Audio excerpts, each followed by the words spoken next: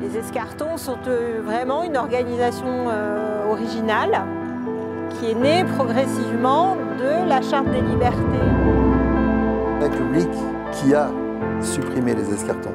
Associer les escartons en les décrivant à la République ou de la petite République de la pauvreté, voire les démocraties de la misère. La Révolution va continuer en partie l'œuvre des rois de France. Le rachat et l'organisation en rachetant les privilèges, comme on disait, d'une belle somme, 12 000 florins or en 1343, ça n'est pas rien. Demander à Philippe VI de Valois de donner ou d'inciter les régnants à donner à leur propre fils le titre de dauphin. On se détourne de la monnaie française et il choisit la monnaie de deux États capitalistes. Cette façon de travailler ensemble, j'ai senti qu'il y avait une espèce de famille, donc il y aura un soutien, une famille qui se soude.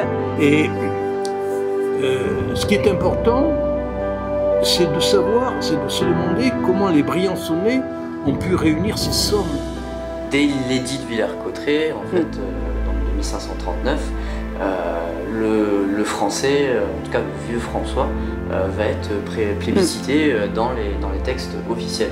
Aujourd'hui, la mémoire des escartons est encore vive dans la majorité de la population. Je veux dire, les derniers remparts à défense de l'escarton du Vaucluse. On l'appelait le chemin royal.